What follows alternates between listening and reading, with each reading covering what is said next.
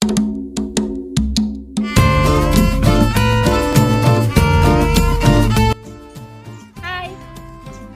ketemu lagi dengan saya, Siwi.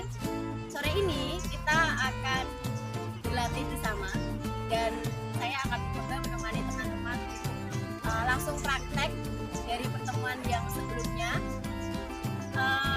Bagaimana seorang aktor itu bisa masuk ke dalam sebuah naskah. Pintunya satu, bedah naskah. Dan sekarang saya nggak akan banyak ngomong panjang, kita langsung aja praktek dari beberapa dialog yang ada di naskah Orang Kasar karya Anton Chekhov. Oke?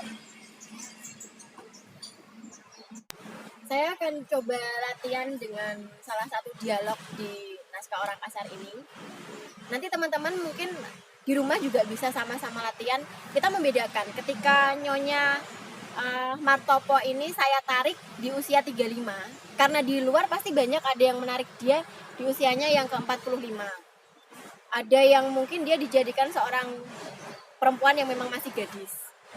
Ini mungkin saya akan mencoba beberapa karakter, dan itu juga salah satu cara kita untuk bisa masuk ke dalam naskah.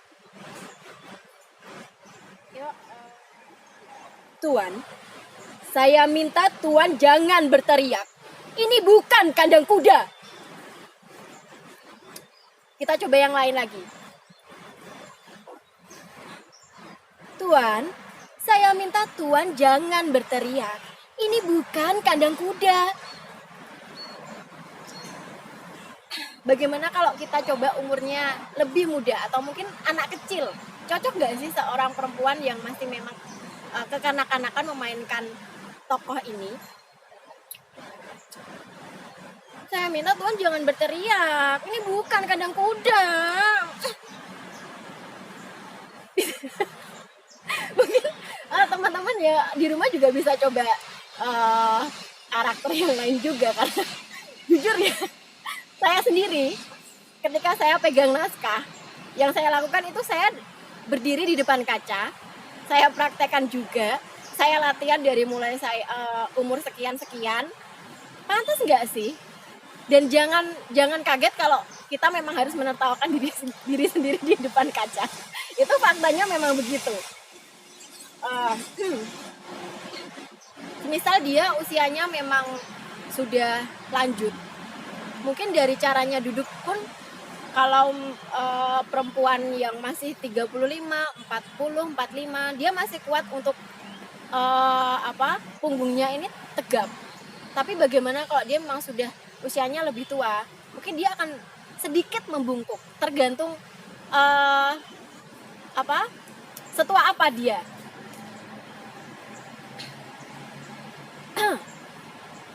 Tuan, saya minta Tuan jangan berteriak. Ini bukan kandang kuda. Fokusnya jangan di lipstik saya. Itu mungkin dari suara bisa kita lebih memberatkan suara kita, tapi tetap harus pakai pernafasan perut supaya ini tenggorokan ini tidak sakit, karena kebanyakan kalau memang kita fokuskan di tenggorokan itu endingnya radang tenggorokan. Oke, yang selanjutnya naskah ini kita tarik di settingnya tuh di mana? Tarikan settingnya itu naskah ini kita putuskan di mana? Apakah memang ini kita kembalikan ke Rusia atau memang kita tarik ini ke Tanah Jawa settingnya? Otomatis ketika kita ambil setting di Tanah Jawa, mulai dari kostumnya, mulai dari nanti setting tempatnya, misal ini di ruang tamu di orang-orang rumah Jawa itu seperti apa? Dan dia ini perempuan, seorang janda yang dapat warisan banyak dari suaminya, tinggal di rumah yang mewah, rumah yang biasa saja, atau yang seperti apa? Kalau kita ambil di sini, semisal dia itu memang dapat tinggalan rumah yang mewah, berarti nanti settingnya dari mulai kursi, baju yang dipakai, itu pun harus memang benar-benar menyesuaikan dari situ. Tidak, Tuan tidak tahu. Tuan ini orang kampung, orang tak tahu adat. Seorang tuan yang terhormat tak akan bicara seperti itu di depan seorang wanita. Dari dialog itu, contoh tadi yang saya dialogkan, mungkin teman-teman bisa sedikit menebak. Ini saya ambil tarikannya kemana. Bisa ketika memang di tanah Jawa, dia memang seorang perempuan yang derajatnya itu tinggi, ningrat. Jadi dia bahasanya pun tertata dan intonasinya pun dia juga lebih berani. Berbeda jika itu nanti yang kita bawakan itu perempuan dengan latar belakang di Jawa, tapi dia pendidikannya biasa saja dan latar belakang keluarganya juga apa adanya. Dia pasti intonasinya juga ada terasa ada yang sedikit tidak terlalu menonjol. Tapi izinkanlah saya bertanya, siapakah yang jujur dan setia dalam bercinta? Lelaki barangkali?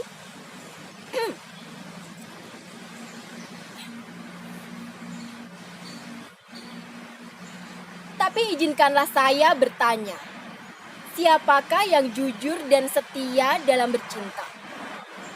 Lelaki barangkali?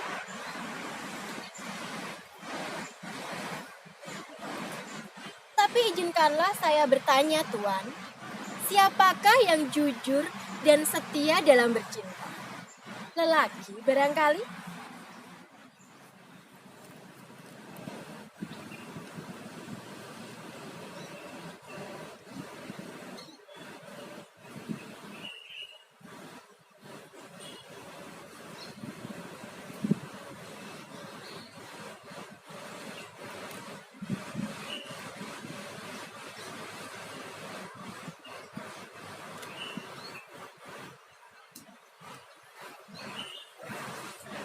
Engkau dapat melihat, Martopo, betapa aku sangat mencintaimu. Cintaku baru akan mati setelah aku ini mati. Tapi kau sama sekali tak punya malu. Aku yang terlalu baik ini telah mencintaimu dengan seluruh hatiku. Tapi kau hanya menyia-nyiakan aku. Kau hanya pulang untuk mengajakku bertengkar, lalu meninggalkanku bersama perempuan-perempuan itu selama berbulan-bulan, Martopo. Sekarang kita coba dengan karakter yang lain lagi.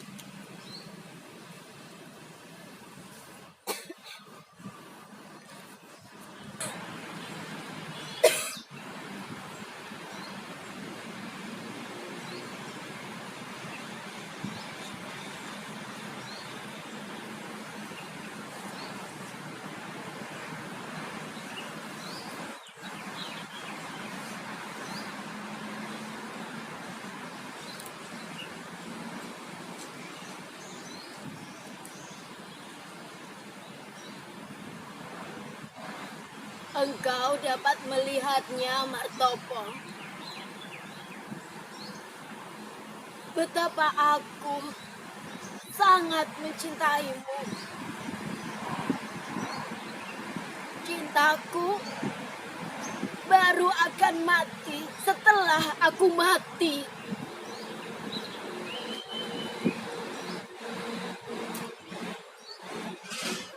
Tapi kau sama sekali tak punya malu, Martopo. Kau hanya pulang untuk bertengkar denganku dan meninggalkan aku berbulan-bulan bersama wanita-wanita itu.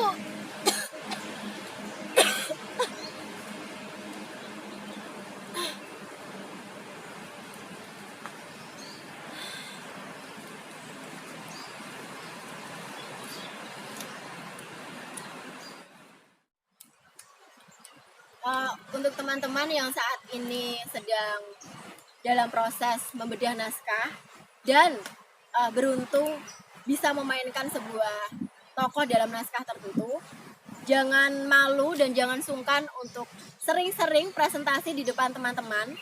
Jadi ketika kita berlatih di depan teman-teman, kita suguhkan seperti ini loh hasil pencarian saya, seperti ini hasil bedah naskah yang saya lakukan sendiri.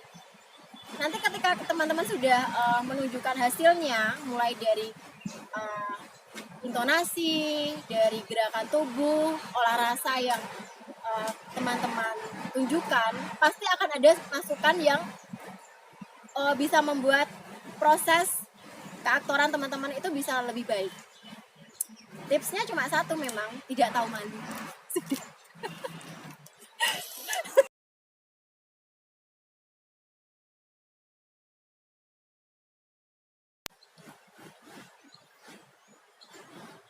Tapi izinkanlah saya bertanya, siapakah yang jujur dalam hal bercinta? Lelaki barangkali? Apa? Lelaki? Ini barang baru untuk saya, Tuan. Bagaimana Tuan bisa berkata seperti itu? Lelaki jujur dan setia. Sementara soal ini sudah begitu jauh. Saya bisa mengatakan di sini bahwa dari semua lelaki yang saya kenal, suami sayalah yang terbaik. Saya mencintainya dengan seluruh hati saya. Saya mencintainya dengan hangat, seperti yang bisa dilakukan oleh seorang wanita muda dan bijaksana, Tuan. Saya serahkan kepadanya kemudaan saya, harta saya, dan masa depan saya. Saya bahkan menyembahnya seperti seorang kafir. Dan apa yang terjadi? Lelaki yang terbaik ini mengkhianati saya dengan segala macam kesempatan. Bahkan setelah ia meninggal dunia, Tuan, saya menemukan ratusan surat cinta di laci meja kerjanya. Mengerikan, sungguh mengerikan. Dan saya tetap mencintainya. Bahkan sudah saya putuskan untuk mengurung diri saya di antara tembok-tembok ini. Dan saya akan tetap berkabung hingga hari kematian saya tiba, Tuan. Itu tadi sedikit penafsiran saya dengan beberapa dialog yang ada di naskah Orang Kasar karya Anton Chekhov. Dan semoga teman-teman tetap semangat berlatih di rumah, jaga kesehatan, dan sampai berjumpa di